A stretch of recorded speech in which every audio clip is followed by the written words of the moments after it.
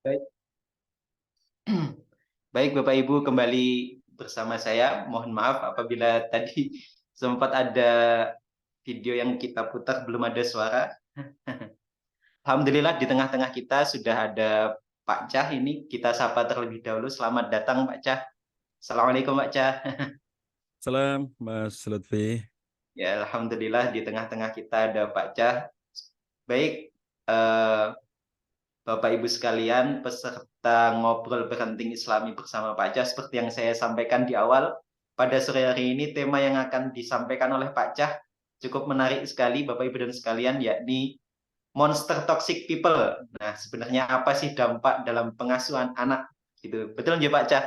Ya, Ya, Insya Allah nanti ke depan kita bersama Pak Cah juga akan bisa berinteraksi, baik itu berinteraksi langsung juga berinteraksi lewat chat. Insya Allah kita akan selama beberapa jam ke depan sembari kita untuk mempush diri kita karena barangkali di malam hari ini dari Bapak Ibu sekalian sudah ada yang masuk untuk di bulan Ramadan. Nah, barangkali ini salah satu cara untuk kita mencas keimanan kita, mencas juga semangat kita agar di bulan Ramadan kita lebih semangat, lebih baik lagi dalam setiap halnya. Insya Allah semoga Allah Subhanahu Wa Taala ridho dengan kita semua di sore hari ini kita menuntut ilmu bersama Pak Cah. Semoga bermanfaat. Insya Allah mungkin karena Pak Cah sudah ada di tengah-tengah kita, tidak usah berpanjang lebar lagi. Saya sepenuhnya sampaikan kepada Pak Cahyadi untuk menyampaikan materi tentang monster toxic people. Sebenarnya apa sih dampak dalam pengasuhan anak? Gitu. Mohon izin Pak Cah ini yang akan menampilkan slide kita atau Pak Cah? saya boleh Mas, saya dikasih akses ya. Oh, siapa? Baik, kita mulai ya. Bismillah, Assalamualaikum warahmatullahi wabarakatuh. Waalaikumsalam warahmatullahi Alhamdulillahirrabbilalamin. Wa bihi nasta'inu ala amri diri wa din. Asyhadu an la ilaha illallah wahdahu la syarikalah.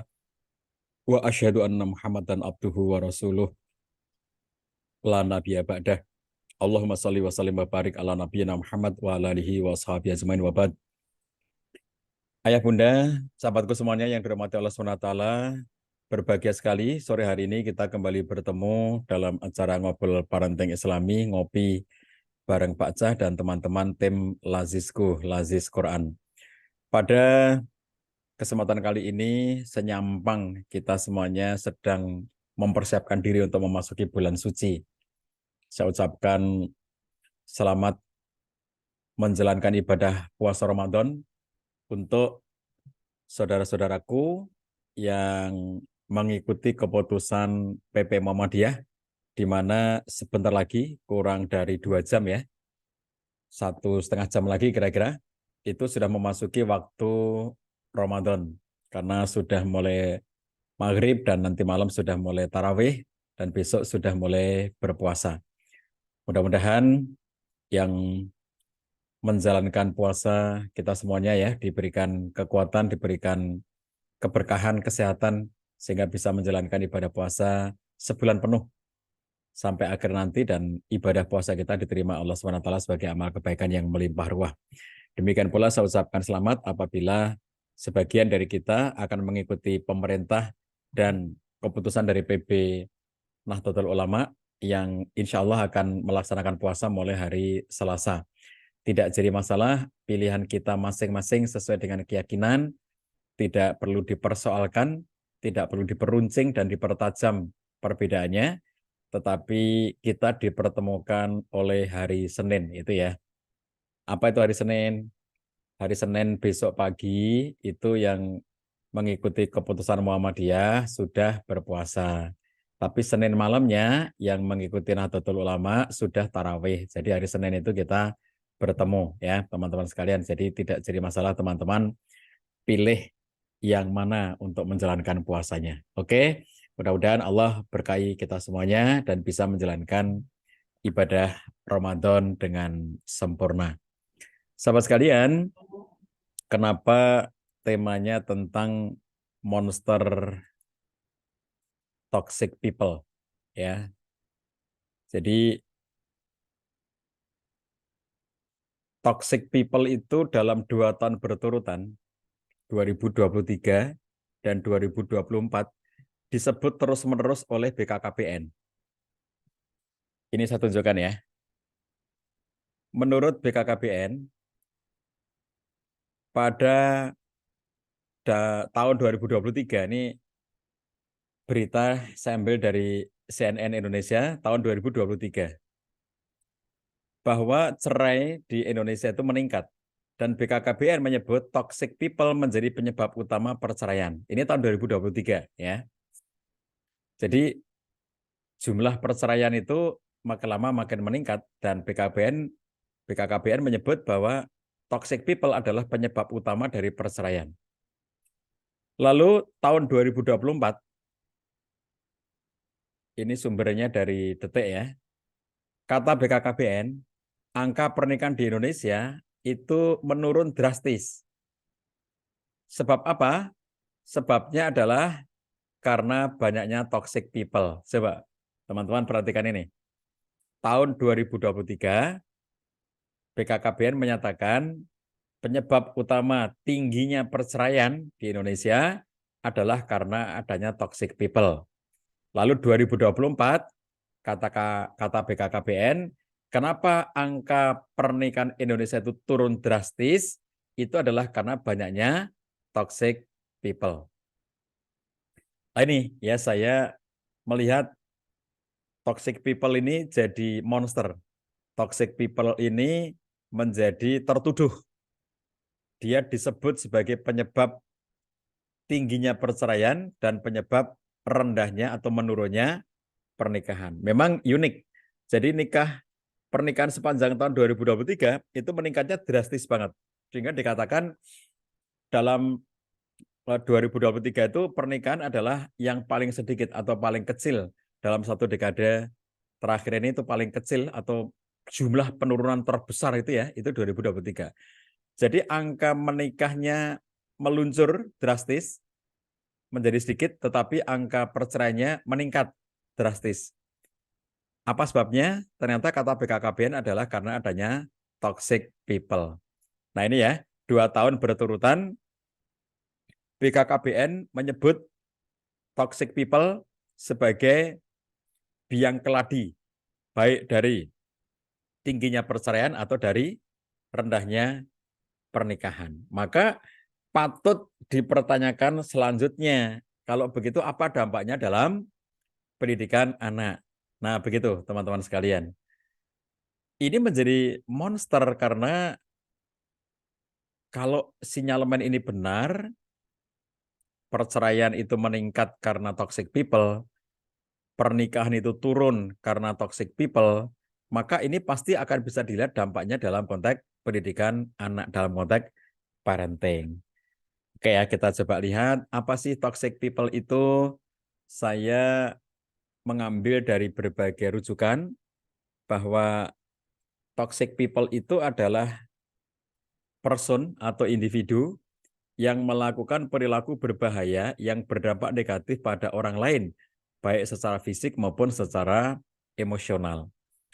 Jadi orang-orang yang dalam perilakunya, dalam tindakannya, itu berdampak negatif pada orang lain, baik secara fisik maupun secara emosional, itulah yang disebut sebagai toxic people.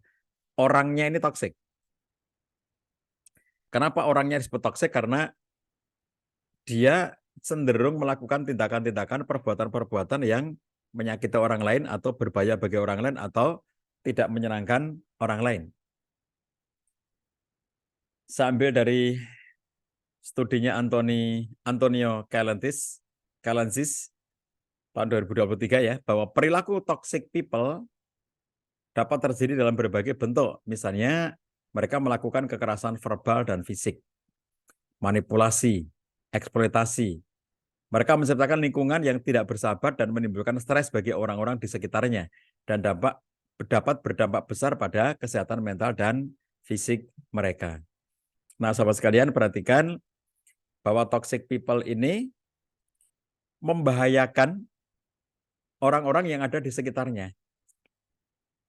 Jadi kalau dengan definisi seperti ini ya, studi yang dilakukan oleh banyak kalangan, siapakah yang disebut dengan toxic people, ternyata cara penggambarannya seperti ini, wajar kalau ternyata itu menimbulkan efek dalam pernikahan, yaitu tingginya perceraian. Di sisi yang lainnya, orang takut menikah, khawatir nanti nikahnya ketemu toxic people, belum kenal, belum ngerti, lalu kemudian menikah ternyata didapatkan orang yang menyakiti, ya. Jadi kalau kami di ruang konseling menemukan sangat banyak perilaku dari orang-orang yang masuk kategori toxic people itu.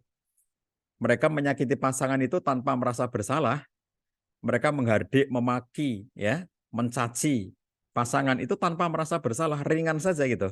Ngata-ngatain suami, ngata-ngatain istri dengan kata-kata yang tidak senonoh, dengan kata-kata binatang, dengan kata-kata yang mohon maaf menjijikkan gitu ya, yang tentu saja saya tidak akan tega untuk menirukan kalimat-kalimat yang diucapkan oleh pasangan-pasangan yang toksik itu. Di ruang konseling, mereka misalnya ya, ketika seorang suami yang toksik, suaminya itu masuk kategori toxic people itu, istrinya menderita. Berapa belas tahun hidup dalam pernikahan, sering mendapatkan perlakuan-perlakuan kasar, perlakuan keras, perlakuan tidak manusiawi dari suaminya, dan suaminya itu merasa tidak ada something gitu ya. Kamu itu pantas untuk mendapatkan perlakuan seperti itu. Mukul istri itu tidak merasa bersalah sambil mengatakan kamu pantas dipukul. Memaki istri tanpa merasa bersalah sambil mengatakan kamu pantas untuk dimaki. Gimana coba kalau punya suami yang kayak begitu, yang toksik, kan akan menimbulkan penderitaan seumur hidup dalam pernikahan mereka. Demikian pula ada istri yang ringan saja mengata-ngatain suami ya dengan kata-kata yang tidak senonoh dan dia merasa kamu pantas untuk mendapatkan itu. Dia melakukan tindakan melawan suami, dia melakukan tindakan untuk memberontak kepada suaminya, membangkang kepada suaminya, tidak mau melayani suaminya di ranjang, tidak mau melayani suaminya di dapur urusan makan dan seterusnya. Dan dia mengatakan kamu berhak untuk mendapatkan perlakuan dari aku yang seperti itu tanpa merasa bersalah sama sekali. Nah, jadi mereka itu bisa melakukan tindakan kekerasan verbal, kekerasan fisik, termasuk kekerasan seksual ya, tanpa merasa dirinya bersalah. Nah, orang-orang seperti ini kemudian cenderung manipulasi dan eksploitasi. Manipulasi itu contohnya dia kemudian memanipulasi data, memanipulasi fakta, ya seakan-akan dirinya lah yang sedang diperlakukan dengan tidak baik gitu. Nah, toxic people ini memang sangat membahayakan kalau kita lihat penggambaran dari berbagai studi ini ya. Kimberly Drake menyebutkan toxic person atau toxic people sama aja nih ya, adalah seseorang yang berlaku manipulatif baik secara halus atau terang-terangan, cenderung egois dan suka mengontrol. Perilaku mereka biasanya tidak menyenangkan atau jahat terhadap orang lain. Nah, ini kalau kita perhatikan istilah manipulatif itu disebutkan oleh banyak ahli. Saya membaca beberapa referensi tentang toxic people dan banyak referensi yang menyebutkan bahwa di antara yang biasa muncul pada toxic people adalah tindakan-tindakan manipulatif, memanipulasi data, memanipulasi fakta. Jadi kadang-kadang merasa kalau ada suami toksik itu dia mukuli istri tiap hari gitu, dia mengatakan ya kadang-kadang aja saya mukuli, padahal kata istrinya itu tiap hari. Dia hanya mengatakan kadang-kadang itu. Nah, jadi kalau kita perhatikan memanipulasi atau dia mengatakan enggak, saya enggak pernah ngomong kayak begitu. Itu bukan omongan saya, padahal kata istrinya itu dia sering mendapatkan omongan-omongan jahat dari suaminya. Nah, jadi perilaku toxic people itu biasanya tidak menyenangkan atau jahat terhadap orang lain ya, dan oleh karena itu membuat tidak nyaman. Nah, kembali kepada studinya Antonio Calensis, psikolog telah mengidentifikasi beberapa ciri kepribadian yang umumnya dikaitkan dengan toxic people seperti tingkat narsisme yang tinggi, narsis ya, perilaku antisosial dan kurang empati. Nah, kalau di sini ada tambahan penjelasan dari Calensis bahwa toxic people itu narsis ya, dengan tingkat narsis yang tinggi. Suka tampil, suka mencuri perhatian atau mendapatkan perhatian publik, mendapatkan perhatian orang-orang sekitarnya, tetapi perilakunya antisosial. Jadi antisosial itu enggak pada umumnya orang kalau bergaul gitu, misalnya gitu ya, antisosial itu mereka bisa berinteraksi, tapi sikap-sikapnya itu tidak menunjukkan bahwa mereka tuh suka dengan pergaulan sosial. Jadi kalau dalam pergaulannya lebih cenderung untuk menyakiti orang-orang yang berada di sekitarnya. Lalu kurang empati, dia tidak menempatkan diri pada posisi orang. Jadi ketika dia ngomong ceplos-ceplos omongannya, lalu tindakan-tindakannya, raut wajahnya, itu tidak menunjukkan dia tuh berempati kepada orang-orang yang ada di sekitarnya. Jadi antisosial, kurang empati, dan suka mencari-cari perhatian ya, narsis yang tinggi gitu. Kemudian studi yang dilakukan oleh Stephanie Sarkis menyatakan bahwa toxic people cenderung bersikap egois, jadi lebih mementingkan kemauan atau keinginannya diri sendiri. Manipulatif, nah lagi-lagi ya, di berbagai studi manipulatif ini selalu muncul untuk disematkan pada toxic people. Kasar dan kurang empati. Jadi melakukan tindakan-tindakan kekerasan tadi ya, atau kasar. Mereka menguras energi orang lain dengan terus-menerus menuntut perhatian. Ini dia. Jadi ini yang tadi dikatakan narsis tadi ya. Jadi orang-orang di sekitarnya itu harus mengikuti dia, ya, harus memperhatikan dia, harus memberikan simpati kepada dia, harus memberikan pengakuan kepada dirinya. Nah, itu yang akhirnya menguras energi orang lain dengan terus-menerus menuntut perhatian, simpati atau pengakuan. Mereka cenderung tidak menghargai batasan emosional dan fisik. Nah, sahabat sekalian, penggambaran yang disampaikan oleh Stephanie Sarkis ini semakin menambah deretan panjang tentang bahwa toxic people itu memang tidak menyenangkan dan membahayakan kesehatan mental dari orang-orang yang ada di sekitarnya karena berpotensi menguras energi orang-orang di sekitarnya itu karena terus-menerus menuntut perhatian, simpati, dan pengakuan. Jody Gale, seorang psikoterapis di Australia, mengatakan bahwa toxic people dapat memberikan pengaruh buruk pada orang sekitarnya. Nah, gitu ya. Bahkan perilaku tersebut juga menyebabkan munculnya perilaku toksik dalam pengasuhan dan pendidikan anak. Nah, jadi bukan hanya dalam konteks hubungan personal pada umumnya, bukan hanya hubungan sosial pada umumnya, tapi berdampak pada pengasuhan dan pendidikan anak.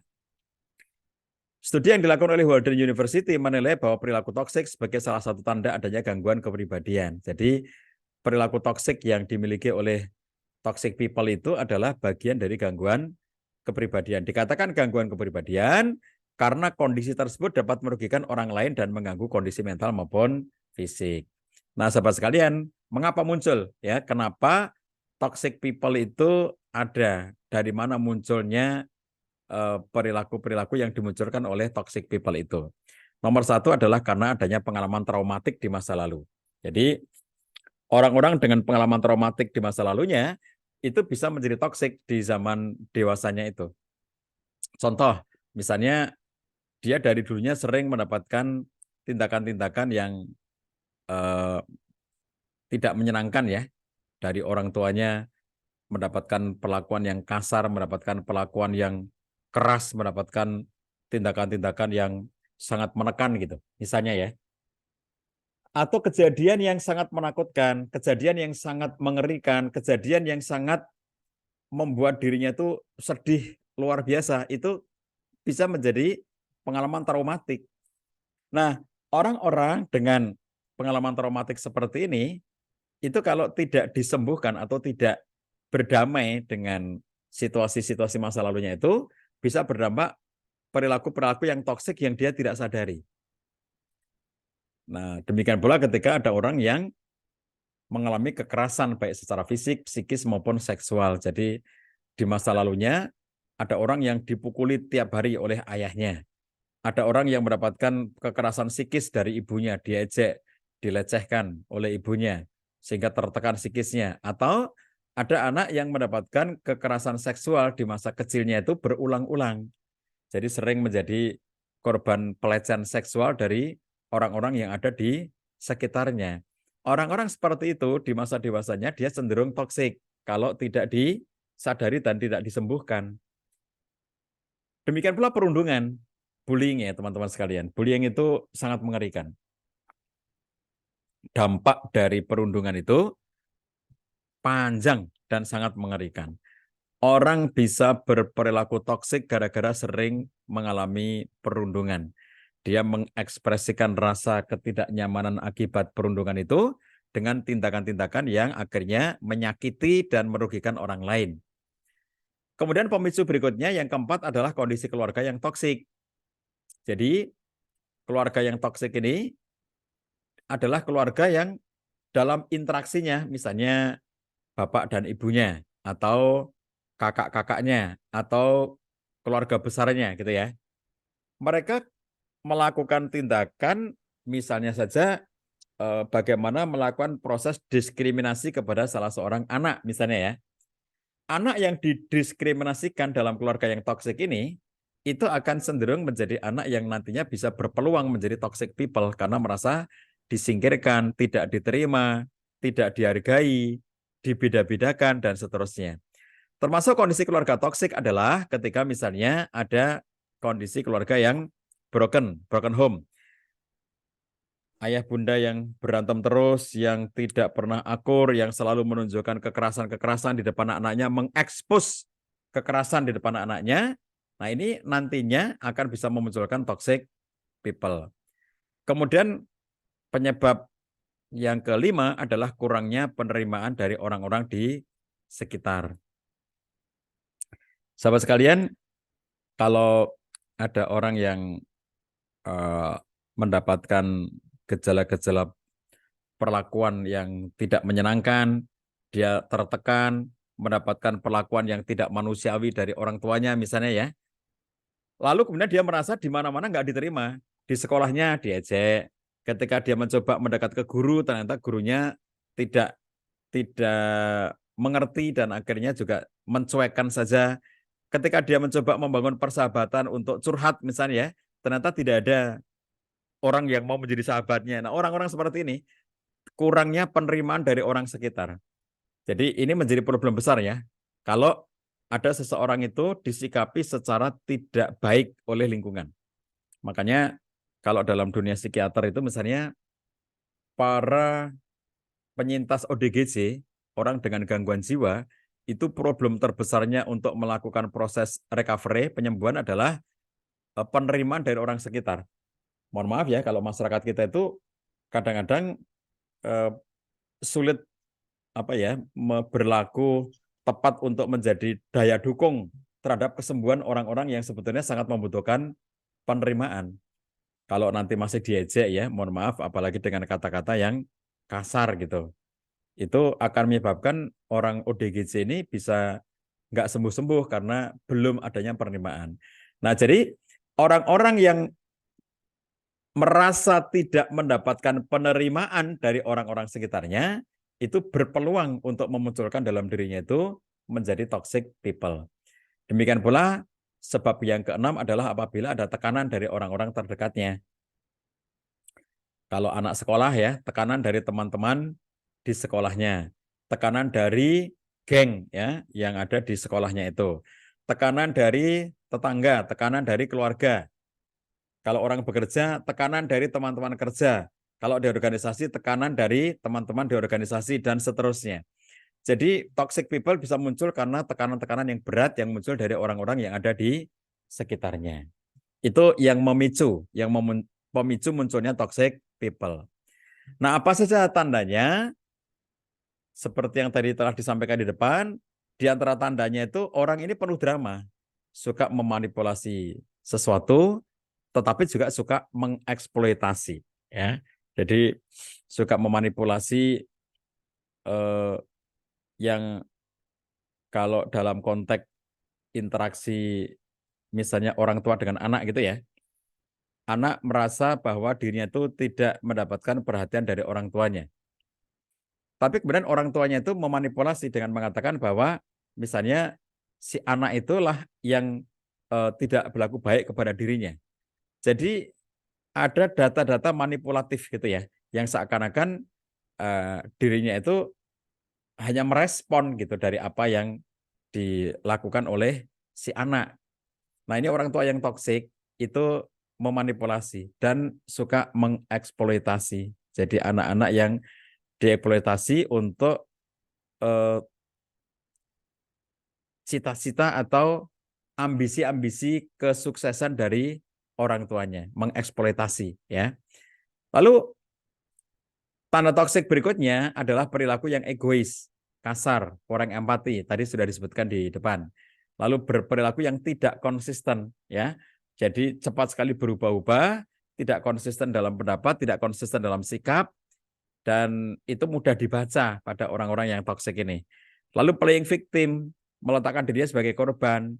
Dia merasa bahwa dirinya itulah yang menjadi korban. Kalau ada orang mengatakan bahwa ada orang-orang yang tersakiti oleh kamu, itu banyak banget orang-orang tersakiti oleh kamu, dia mengatakan justru saya yang tersakiti gitu. Itu playing victim.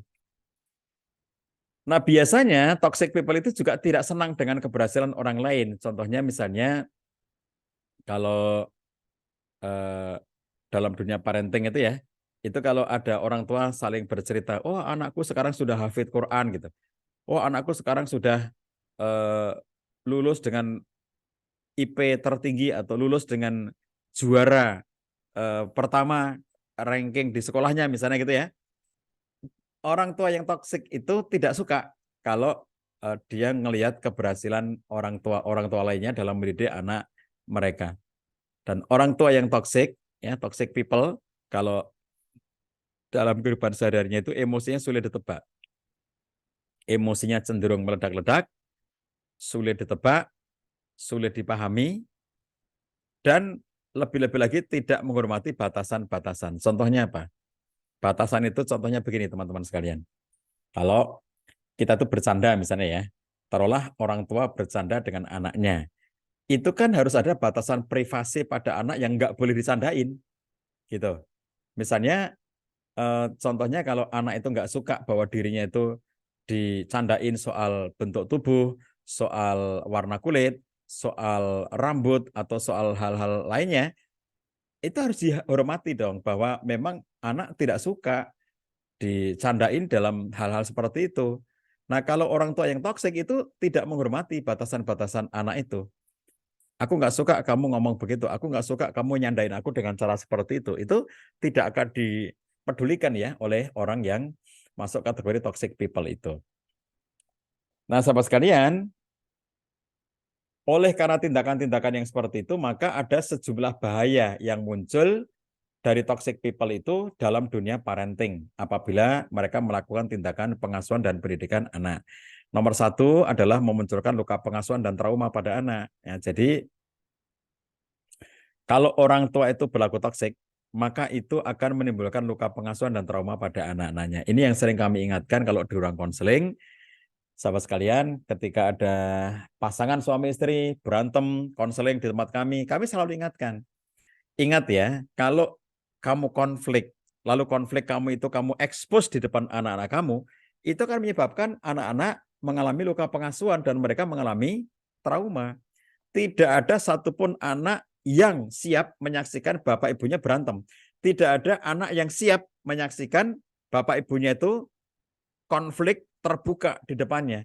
Nggak ada yang siap menyaksikan bapaknya memukul ibunya. Tidak ada anak siap menyaksikan ibunya itu dipukuli sama ayahnya, diseret-seret dan ditendang-tendang sama ayahnya. Nggak ada yang siap dengan itu. Maka kalau ada teman-teman yang sempat membaca tulisan saya 2 hari yang lalu, saya menulis karate untuk ayah.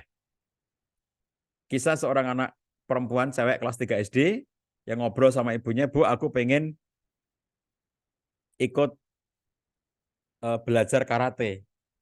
Nah, karena belajarnya itu berbayar, maka dia minta izin sama ibunya agar dibayari.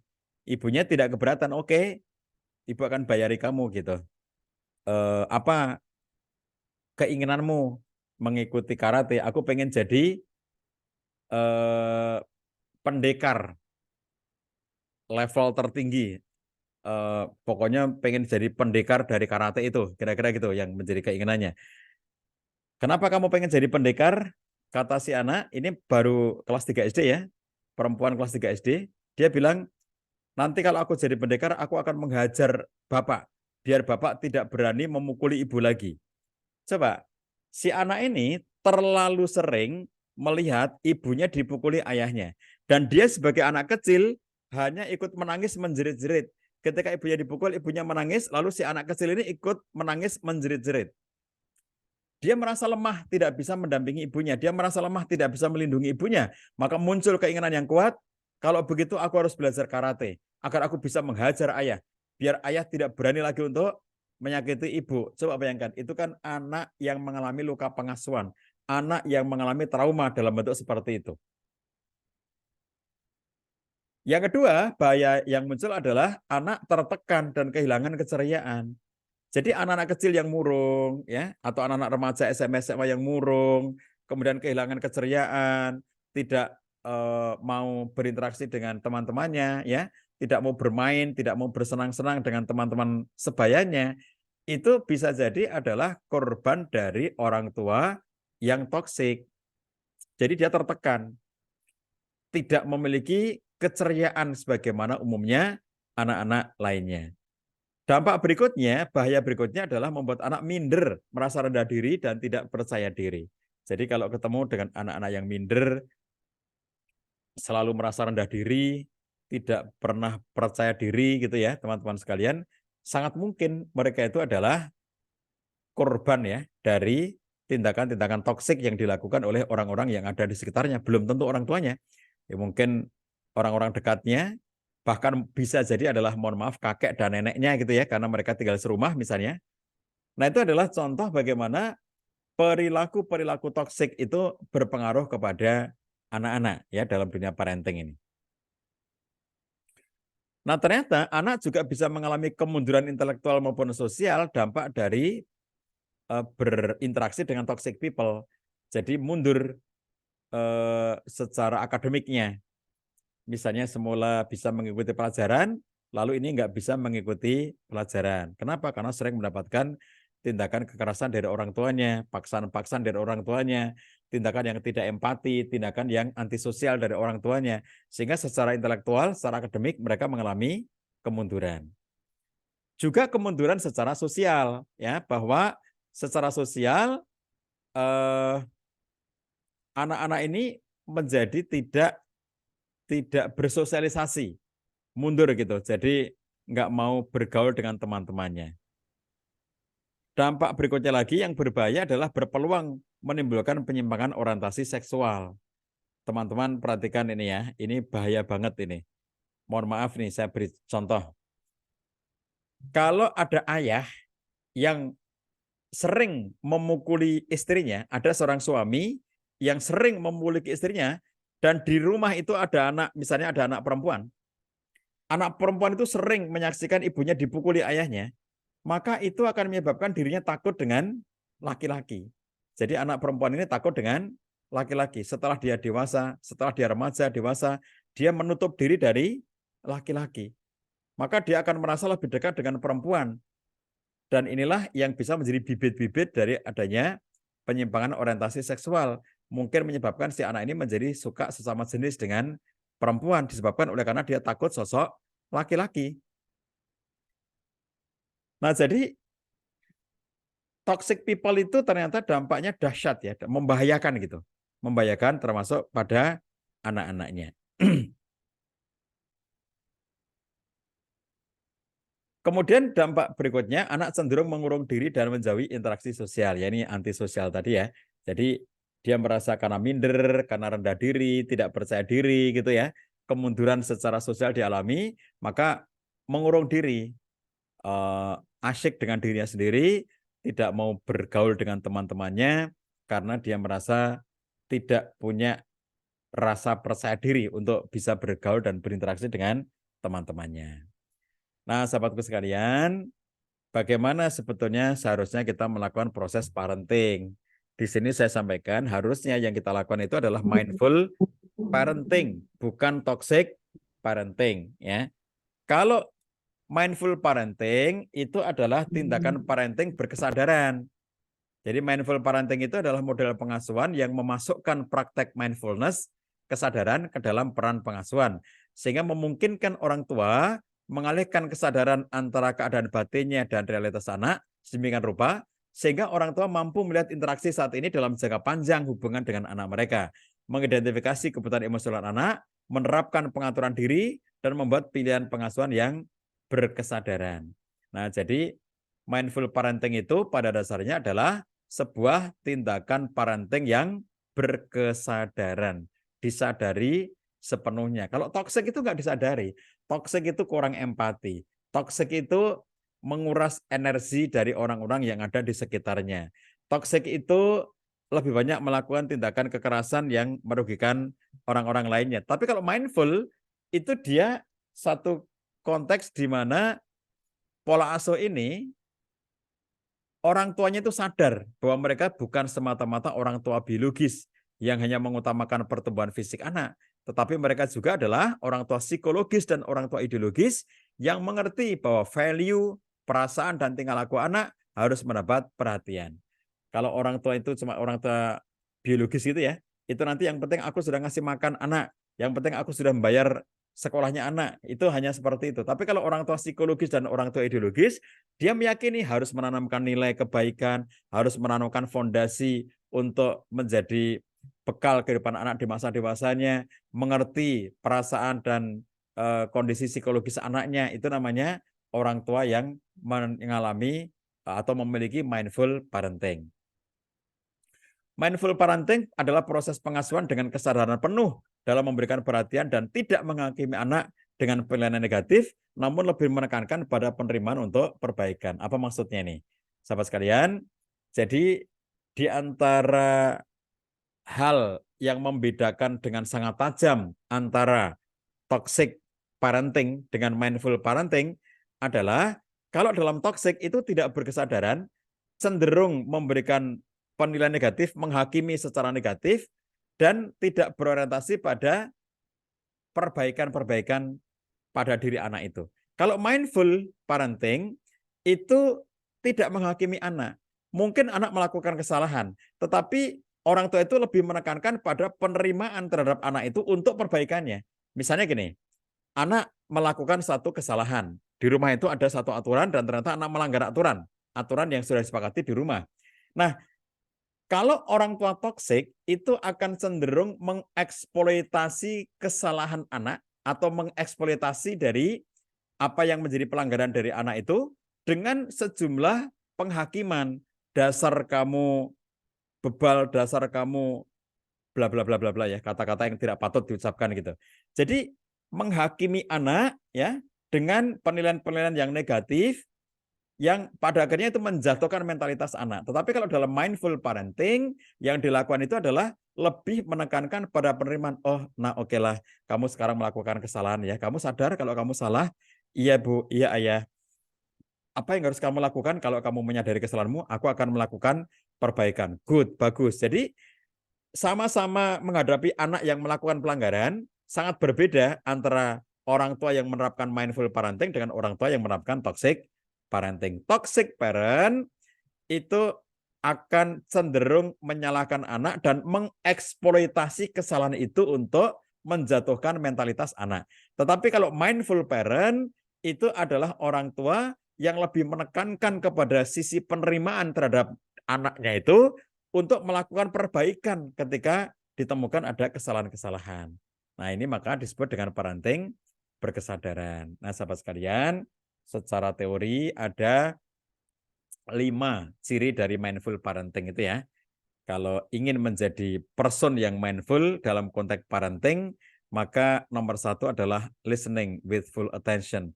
Bagaimana kita bisa mendengarkan dengan penuh perhatian. Dengarkan anak kita, dengarkan ceritanya, dengarkan keluhannya, dengarkan unek-uneknya ya dengan penuh perhatian. Jadi kalau dengerin tapi ditinggal main gadget, ya kamu cerita silakan, tapi orang tuanya main gadget gini, itu namanya bukan mendengarkan yang penuh perhatian. Jadi anak ingin didengarkan oleh orang tua dengan penuh perhatian tanpa diganggu oleh gadget atau oleh yang lainnya. Lalu non-judgmental acceptance, jadi bahwa kita tuh menerima anak itu tanpa penghakiman gitu. Jadi anak bisa salah ya, anak bisa melakukan tindakan yang tidak patut gitu.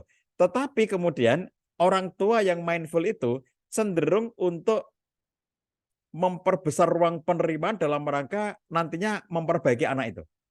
Jadi tidak langsung dengan menghakimi. Sudah berapa kali ibu bilang, sudah berapa kali ayah bilang, dasar anak bandel bla bla bla, itu namanya judgment, itu namanya penghakiman. Langsung dasar anak bandel, anak bebal bla bla bla, itu membuat anak menjadi tidak nyaman. Yang ketiga adalah parent self regulation. Bagaimana orang tua itu harus memiliki kemampuan untuk meregulasi dirinya, ya, bahwa orang tua ini dia harus memiliki kemampuan untuk manajemen diri yang baik. Bagaimana menjadi orang tua yang baik, bagaimana dia harus mendevelop kemampuannya menjadi ayah atau menjadi ibu, bagaimana dia membangun kemampuannya untuk berinteraksi dalam konteks pendidikan dengan anak-anaknya. Itu adalah parent self regulation. Sehingga orang tua dengan sadar membangun dirinya, membangun kapasitasnya, membangun kemampuannya. Nah, itulah dalam mindful parenting, orang tua itu semangat belajar, orang tua itu semangat memperbaiki diri gitu. Kemudian yang keempat adalah emotional awareness. Bagaimana orang tua itu menyadari emosi-emosi yang ada di dalam dirinya. Bahwa emotional awareness ini, teman-teman sekalian, dalam diri orang tua itu ya, itu ada sisi emosi yang positif, ada sisi emosi yang negatif. Jadi bagaimana dia bisa menempatkan diri ya untuk memiliki emosi yang tepat ketika berinteraksi dengan anak. Contohnya begini. Marah ya. Marah itu bisa positif, bisa negatif. Jadi marah yang negatif adalah marah yang itu hanya semata-mata didasarkan kepada ketersinggungan pribadi, ya, misalnya merasa tidak didengarkan. Orang tuanya sudah ngomong lalu tidak didengarkan, dia marah, emosi gitu ya, dia marah-marahi anaknya. Itulah kemudian berlaku hadis la taqdab walakal jannah. Jangan suka marah, bagimu surga. Karena kemarahannya hanya dipicu oleh sesuatu yang sifatnya sangat sederhana, yaitu misalnya karena merasa tidak didengarkan, ketersinggungan pribadi sebagai orang tua. Tetapi kalau anak melakukan tindakan pelanggaran berkali-kali padahal sudah diingatkan, padahal sudah dinasihati, tetap melakukan pelanggaran lagi dan lagi, apalagi dengan intensitas yang lebih lebih dalam ya, dengan waktu yang lebih lama misalnya gitu. Maka marah ditunjukkan kepada anak ya, itu adalah bagian dari cara memberitahu anak bahwa ayah tidak suka kamu terus-menerus melakukan tindakan menyimpang seperti ini. Nah, jadi marah itu ada kalanya positif, ada kalanya negatif. Senang, bahagia, ada kalanya positif, ada kalanya negatif. Karena tergantung tempatnya. Itulah kemampuan orang tua untuk mengenali emosi yang berkembang dalam dirinya dan menempatkan secara tepat. Dan yang kelima adalah orang tua yang bersikap walas asih, compassion. Bagaimana orang tua yang mindful itu ya, itu bukan orang tua yang egois. Kalau dalam toxic person, toxic people, mereka itu egois, mereka itu narsistik, mereka itu bersumber kepada dirinya sendiri, tidak punya empati, tidak punya compassion. Maka dalam mindful parenting yang ditumbuhkan adalah welas asih kepada anak. Kalau dalam Quran dinyatakan qad ja'akum rasulun min anfusikum azizun alaihi ma'anitum harisun alaikum bil mu'minina raufur rahim. Dalam surat At-Taubah ini Allah SWT menjelaskan telah datang kepadamu rasul dari jenismu sendiri yang dinyatakan azizun alaihi ma'anitum, terasa berat baginya penderitaan kamu itu. Maka harisun alaikum, sangat ingin menjaga kamu, bil mu'minina raufur rahim, welas asih ya kepada orang-orang yang beriman itu. Nah, inilah orang tua yang mindful, teman-teman sekalian ya. Bukan orang tua yang toxic, bukan toxic people, tapi mindful people. Inilah yang kita harapkan, dan beberapa bacaan berikut ya bisa dibaca oleh teman-teman yang saya ambil menjadi referensi hari ini. Tulisannya Anthony Kalensis, tulisannya Larissa Dunsan, tulisannya Kimberly Drake, tulisan dari Oxford, kemudian tulisan dari Stephanie Sarkis dan Vanessa Van Edwards, yang semuanya membahas tentang, paling banyak itu membahas tentang toxic people ya, dan sebagainya lagi membahas mindful parenting. Begitu teman-teman sekalian yang bisa saya sampaikan sebagai pengantar diskusi pada kesempatan sore hari ini. Masih ada waktu bagi kita untuk berdiskusi, berdialog. Saya kembalikan. Assalamualaikum warahmatullahi wabarakatuh.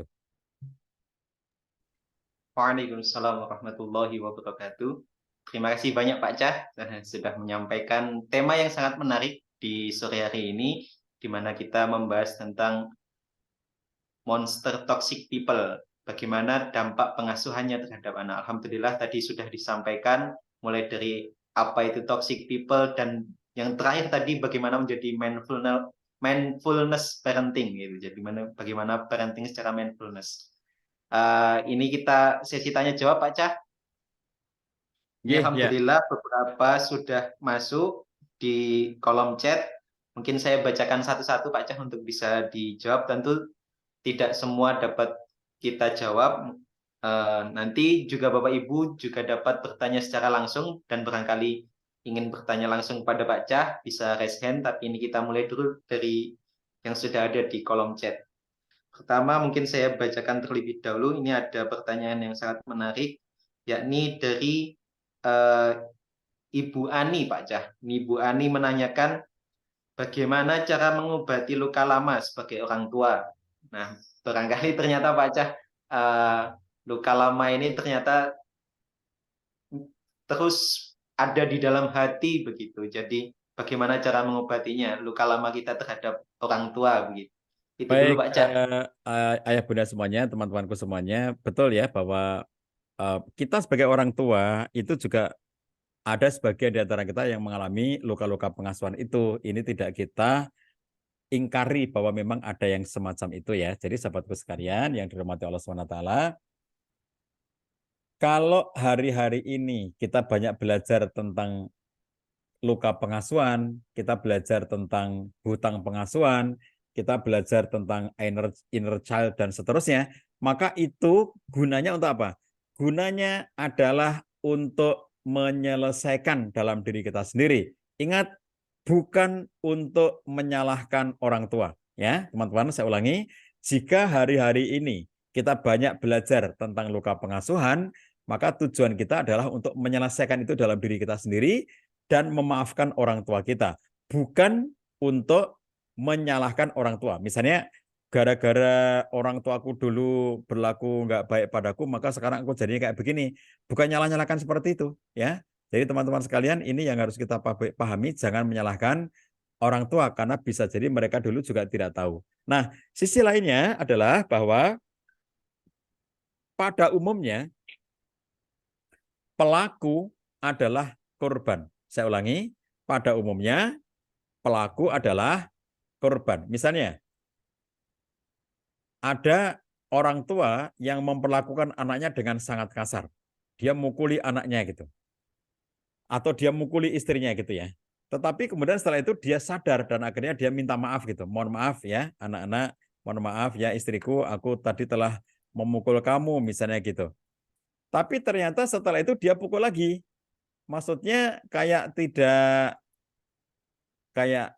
ngaruh gitu ya bahwa tadi sudah minta maaf sekarang mukul lagi. Nah, ketika ada orang tua yang berperilaku seperti itu, mudah memukuli istri, mudah memukuli anak, bisa jadi dia adalah korban ya.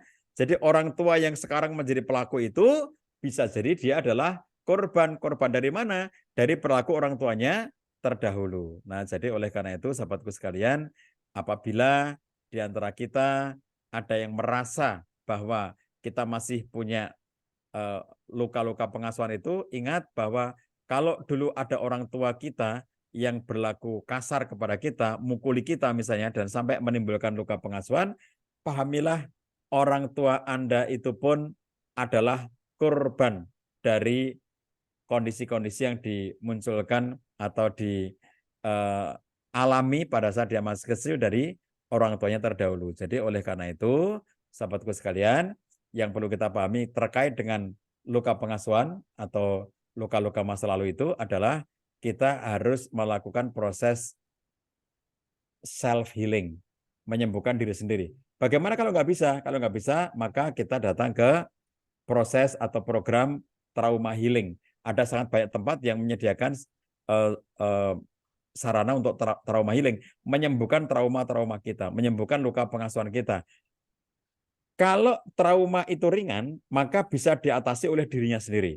Kalau traumanya itu sedang, maka dia membutuhkan advice dari expert, dari ahlinya. Kalau traumanya berat, maka butuh pendampingan intensif dari ahlinya. Jadi jika kita sendiri merasa, oh ini ringan, maka kita datang saja kepada expert untuk meminta advice apa yang bisa kita lakukan untuk menyembuhkan diri sendiri.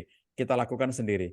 Kalau kita merasa ini tidak sekedar ringan, tapi sepertinya ini sudah sedang, kita bisa minta advice yang lebih khusus untuk bagaimana kita mendapatkan langkah-langkah yang untuk menyembuhkan diri dari luka pengasuhan itu. Dan apabila kita merasa ini berat banget, maka kita harus didampingi, ya, nggak bisa lagi diselesaikan oleh diri sendiri. Kalau masih ringan, masih bisa self healing, menyelesaikan diri dengan dirinya sendiri, tetapi membutuhkan advice dari ahlinya. Begitu, Mas Lutfi. Terima kasih sekali Pak Cah sudah berkenan menjawab pertanyaan dari Ibu Ani. Kita lanjutkan Pak Cah ke pertanyaan yang selanjutnya karena ini sepertinya agak banyak. Tapi saya sampaikan kepada Bapak Ibu sekalian tuh di sore hari ini tidak semua pertanyaan dapat kami jawab dan barangkali Bapak Ibu berkenan mungkin sekiranya ingin materi di sore hari ini atau dari Bapak Ibu ada yang ketinggalan pula di sesi ngopi bersama Pak Cah sore hari ini mungkin bisa berkenan bisa masuk ke dalam grup WhatsApp. Ini dari admin sudah men-share grup WhatsApp-nya, barangkali Bapak Ibu berkenan untuk dapat bergabung di grup WhatsApp tersebut. Saya sampaikan Pak Cah untuk pertanyaan selanjutnya.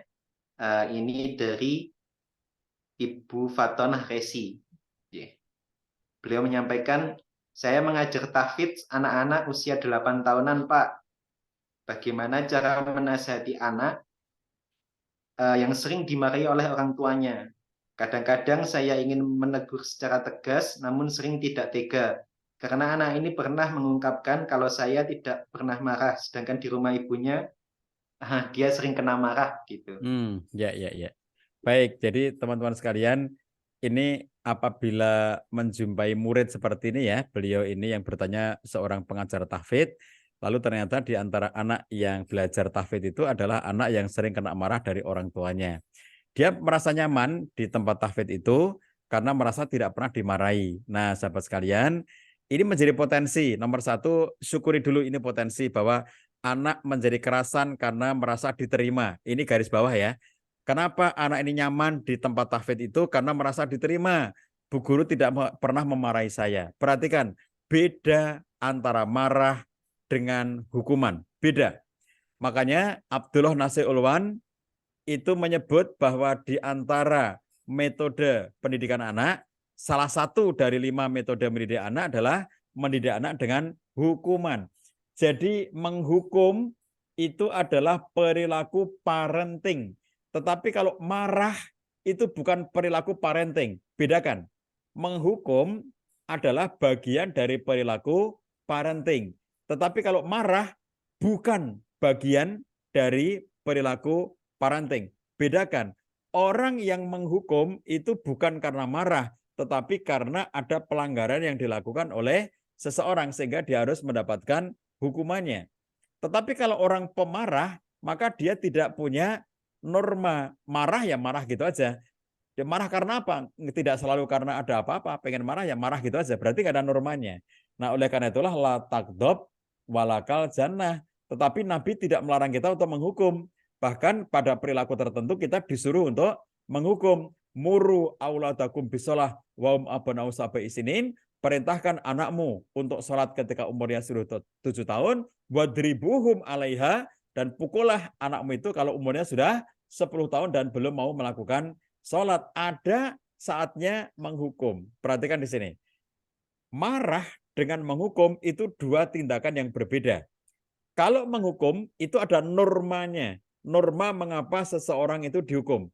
Tetapi kalau marah itu adalah peristiwa emosional sesaat dan tidak ada normanya. Nah, oleh karena itulah sahabatku sekalian, di dalam upaya kita untuk, kalau tadi ditanyakan ya, soalnya adalah bahwa si anak itu merasa nyaman di tempat tahfidznya karena bu guru tidak marah. Tadi saya katakan nomor satu syukuri ya, karena ini potensi. Alhamdulillah anak nyaman di tempat tahfidz. Coba bayangkan, kalau di rumah nggak nyaman, di tahfidz nggak nyaman, lalu akhirnya malah dia nyaman dengan teman-teman yang tidak ngaji ya, tidak ngerti agama dan nyaman di sana, lah kan malah berbahaya. Maka pertahankan itu bahwa anak itu kenyamanannya dipertahankan. Tetapi bukan berarti bahwa kita kemudian terhalang untuk melakukan hukuman apabila memang ada sesuatu yang patut dihukum. Nah, menghukum itu adalah membutuhkan norma. Kapan seseorang bisa menghukum? Karena ada normanya. Contoh, kalau melanggar ini maka dihukum. Kalau ada yang tidak melakukan begini maka dihukum. Ada normanya. Kalau marah itu tanpa norma, sesaat saja dan sangat personal ya. Itu kalau orang tua itu marah secara emosional ya, sesaat dia lampiaskan kemarahannya itu dampaknya panjang. Dampak dari kemarahan itu menyakitkan orang yang dimarah itu panjang. Tapi kalau menghukum, orang itu akan tahu mengapa dirinya dihukum. Karena dirinya karena dirinya melakukan tindakan yang melanggar sehingga memang menurut normanya itu patut untuk dihukum. Nah, itu yang perlu dibedakan ya teman-teman. Anda boleh memberikan hukuman kepada anak atas sesuatu yang dilakukan anak itu yang melanggar norma ya. Tapi Anda jangan marah kepada anak karena kemarahan itu memang bukan bagian dari parenting. Ketika pengen memberi nasihat, pengen memberi tahu anak yang mendapatkan luka pengasuhan tadi dari orang tuanya sering dimarahi itu ya, Anda bisa mewujudkan dalam berbagai bentuk, salah satunya adalah cerita, kisah. Ini salah satu metode untuk menegur anak melalui cerita-cerita. Itu salah satunya. Maka Mas Lutfi kalau masih ada. Ya, terima kasih Pak Cah sudah menjawab pertanyaan dari Ibu Fatona. Semoga Ibu Fatona bisa terjawab dengan apa yang disampaikan oleh Pak Cah. Ini masih ada banyak Pak Cah dan mungkin ini yang terakhir karena keterbatasan waktu. Saya bacakan pertanyaan yang terakhir ini dari Ibu Istiqomah Nur Hasanah Pak Cah. Assalamualaikum Ustadz, mohon izin tanya. Kemarin ada kasus di sekolah anak saya, ada anak perempuan 4 tahun. Di sekolah bicaranya kasar, sering melakukan kekerasan secara verbal maupun fisik, memukul, menampar, menendang, dan mengganggu teman, dan lain-lain. Qadarullah anak saya kena tendang saat anak tersebut, kemudian saya minta bertemu orang tuanya. Ternyata orang tuanya temperamen sangat tinggi, dan anaknya sering dikurung di kebun atau di kamar saat tantrum. Bagaimana Nggih Ustadz solusi yang bisa dinasihatkan kepada orang tuanya? Karena orang tuanya tersebut marah dan tidak terima saat pola parentingnya disoroti sebagai penyebab dari anaknya. Nggih, Ya, nggih. begitu Pak. Ya, ini teman-teman sekalian memang salah satu persoalan di sekolah ya, interaksi antara sekolah dengan rumah itu seperti itu. Salah satu contohnya seperti yang ditanyakan ini tadi, bahwa kalau menurut teori parenting, itu tindakan-tindakan anak yang ada di sekolahnya itu nggak bisa dilepaskan dari apa yang ada di rumah. Nggak bisa dilepaskan. Tetapi orang tua cenderung tidak mau disalahkan. Nah, oleh karena itu, disinilah pentingnya mediasi dari pihak sekolah tanpa menyalahkan ya pihak-pihak manapun, termasuk tidak menyalahkan apa yang apa yang ada di rumah orang tua, karena itu nanti akan bisa menyinggung mereka. Tetapi kemudian kita mencari nomor satu, kalau terjadi sesuatu yang dianggap merugikan tadi, itu harus mencari titik jalan damainya supaya pihak yang dirugikan itu memberikan keikhlasannya gitu ya. Misalnya tadi ada anak yang taruhlah mukul gitu, sehingga anak yang dipukul ini kan dia merasa tersakiti, sehingga dia merasa, keluarga itu merasa perlu dong untuk meminta penjelasan atau meminta kerelaan gitu ya. Yang itu kemudian kalau sudah tercapai bahwa kemudian saling merelakan, berarti ini sudah selesai satu poin. Ini baru satu poin ya, bahwa ada anak memukul lalu yang dipukul tidak terima gitu ya. Ada anak menggigit dan yang digigit tidak terima. Ini kalau di anak-anak TK, anak-anak playgroup gitu banyak yang begini-begini ya, mukul gitu, dan yang orang tuanya yang dipukul nggak terima. Ada yang digigit nggak terima gitu kan. Nah, ini seiring dengan umur. Lalu kemudian ketika misalnya nomor satunya sudah dimediasi, poin satu ini sudah dimediasi, poin duanya tadi adalah bahwa ini sangat mengerikan ya, yang tadi diceritakan bahwa anak itu mendapatkan hukuman dengan dikurung atau diikat atau yang lainnya gitu ya, yang itu merupakan tindakan-tindakan yang tidak tepat dalam parenting. Lalu tadi pertanyaannya adalah bagaimana cara untuk memberitahukan atau cara untuk mengkomunikasikan hal seperti itu kepada orang tua. Sahabat sekalian, ini mediatornya adalah sekolah. Jadi pihak orang tua satu dengan orang tua yang lainnya itu berada pada situasi mereka nanti akan saling sensitif kalau hubungan itu terjadi di antara orang tua dengan orang tua. Tapi apabila dimediasi oleh sekolah, maka akan lebih netral. Bukan berarti pasti akan selesai, tidak. Tetapi paling tidak sekolah itu bisa mencari cara untuk masuk ke orang tua sebelah ya yang tadinya melakukan tindakan-tindakan parenting yang tidak tepat itu untuk belajar bersama. Ayo kita belajar bersama, ayo kita melakukan tindakan mindful parenting, tindakan yang berkesadaran ya. Lagi-lagi ingat ya, bahwa pelaku umumnya adalah korban. Ayo kemudian kita mencoba menyadari bahwa ada perilaku parenting dalam kegiatan kita, dalam kesadaran kita yang bisa jadi itu menyakiti anak kita. Nah, orang tua yang seperti ini merasakan bahwa dia itu menyakiti anaknya itu bisa mengevaluasi, jangan-jangan saya itu sebetulnya mengalami luka pengasuhan yang belum selesai. Saya mengalami traumatik yang belum selesai dan ternyata berdampak kepada anak saya. Coba kalau kita ajak untuk melakukan evaluasi, kita lakukan untuk melakukan introspeksi secara bersama-sama. Jadi apabila dimediasi oleh pihak sekolah, hemat saya itu lebih netral. Tapi lagi-lagi ini butuh momentum yang tepat ya untuk membuat semuanya bisa legowo, bisa lega untuk bisa mendapatkan nasihat-nasihat terbaik.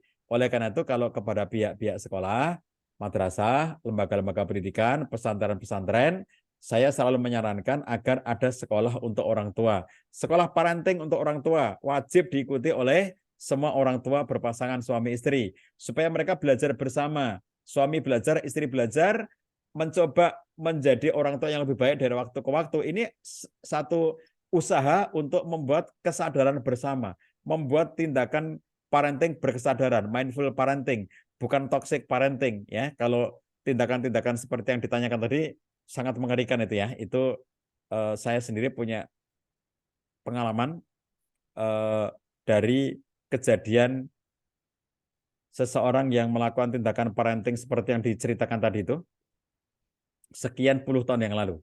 Dampaknya sekarang. Jadi sekian puluh tahun yang lalu anaknya itu apabila nangis diikat. Anaknya apabila meraung-raung dikurung. Pokoknya tindakan-tindakan itu mengurung, mengikat, mengikatnya itu di tiang, mengikatnya di kursi gitu ya. Itu sejak anak itu masih kecil, masih TK. Jadi anak itu sering banget dikurung, sering banget diikat gitu di masa kecilnya itu. Nah, di masa remaja dan dewasa muncullah pemberontakan pada anak itu karena selama sepanjang masa kecilnya itu dia merasa kebebasannya itu terkurung karena memang betul-betul dikurung gitu ya, sehingga terekspresikan dengan kenakalan-kenakalan di saat dia remaja. Nah, itu tindakan sekian puluh tahun yang lalu berdampak sekarang ketika anaknya sekarang sudah dewasa. Anaknya menjadi anak yang toksik karena di masa dewasanya itu jadi anak yang toksik karena perilaku orang tuanya sekitar 20 tahun yang lalu itu. Nah, jadi sahabat sekalian, ini yang harus kita hindari ya supaya kemudian tidak menimbulkan korban-korban baru karena panjang ya. Orang tua yang toksik menyebabkan anaknya nanti bisa memiliki perilaku-perilaku yang toksik pula dan itu akan turun-temurun. Maka kita putus mata rantai itu dengan apa? Belajar ya Bapak Ibu sekalian, belajar bersama-sama. Nah, Bapak Ibu sekalian mohon dimaafkan karena waktu kita sudah habis. Bagi Bapak Ibu yang masih ingin mengajukan pertanyaan boleh, nanti silakan disampaikan, akan dicatat oleh teman-teman dari Lazisku. Dan untuk jawabannya silakan Bapak Ibu bergabung di grup ya, grup WhatsApp-nya Lazisku. Bagi Bapak Ibu yang belum bergabung silakan bergabung ke grup. Nanti pertanyaan-pertanyaan yang belum terjawab pada sesi kali ini akan saya jawab melalui grup WhatsApp ya. Jadi Bapak Ibu jangan khawatir kalau ada pertanyaan Bapak Ibu yang sudah tertulis di sini akan tetap dijawab. Dan bagi Bapak Ibu yang ingin mendapatkan jawabannya silakan bergabung di grup WhatsApp-nya Lazisku yang sudah di-share oleh panitia. Nanti saya akan menjawab pertanyaan Bapak Ibu sisanya yang belum terjawab itu di situ. Sekali lagi saya mengucapkan selamat menunaikan ibadah Ramadan, baik yang menjalankan pada hari Senin maupun yang menjalankan pada hari Selasa. Mudah-mudahan Allah berkahi puasa kita, Allah mampukan kita menyelesaikan ibadah Ramadan sampai akhir dengan sempurna dan menyebabkan kita menjadi orang yang semakin bertakwa dan semakin dekat dengan Allah SWT. Bila taufik walhidayah. Wassalamualaikum warahmatullahi wabarakatuh. Waalaikumsalam warahmatullahi wabarakatuh. Sekali lagi kami ucapkan terima kasih kepada Pak Cah mengulangi kembali barangkali dari Bapak Ibu sekalian, kiranya dari sore hari ini apa yang disampaikan Pak Cah masih belum dijawab begitu. Silahkan untuk dapat bergabung ke grup WhatsApp dari Lazisku. Insya Allah beberapa pertanyaan yang belum dijawab telah dicatat oleh admin dan nantinya akan dijawab. Bapak dan Ibu yang kami hormati, kiranya demikian pertemuan kita pada sore ini. Tapi sebelum ditutup, Bapak Ibu, kita akan foto bersama terlebih dahulu. Barangkali Pak Cah juga berkenan untuk ikut foto bersama Pak Cah. Mungkin Bapak Ibu sekalian kita abadikan momen sore hari ini dengan kita bisa berfoto bersama, kita ambil kenangan sebelum kita memasuki bulan Ramadan. Kita berfoto bersama dan semoga nanti bisa bermanfaat. Cih. Ya, sudah hidup semua, J, Bapak Ibu. Kita ambil dari yang slide yang pertama dulu. Ya, sudah siap. 1, 2, 3, cheese. Ya. Kita ambil slide yang kedua. 1, 2. Ya. Baik, Bapak dan Ibu yang kami hormati, kiranya demikian tadi kegiatan ngobrol parenting Islami ngopi bersama Pak Cah. Insya Allah kegiatan ini rutin setiap bulan, Bapak dan Ibu. Insya Allah akan dibersamai oleh Pak Cah. Jadi bagi Bapak dan Ibu biar tidak ketinggalan nih, bisa bergabung ke grup WhatsApp-nya Laisisco. Sekali lagi demikian, ngobrol parenting Islami semoga bermanfaat untuk Ibu Bapak sekalian. Semoga kita diberikan keluarga yang menjadi keluarga yang Qurani, keluarga yang bermanfaat bagi masyarakat juga agama kita. Terima kasih. Billahi taufiq wal hidayah. Wassalamualaikum warahmatullahi wabarakatuh. Waalaikumsalam Waalaikumsalam warahmatullahi warahmatullahi wabarakatuh. wabarakatuh. Terima kasih Pak Cah, terima kasih panitia.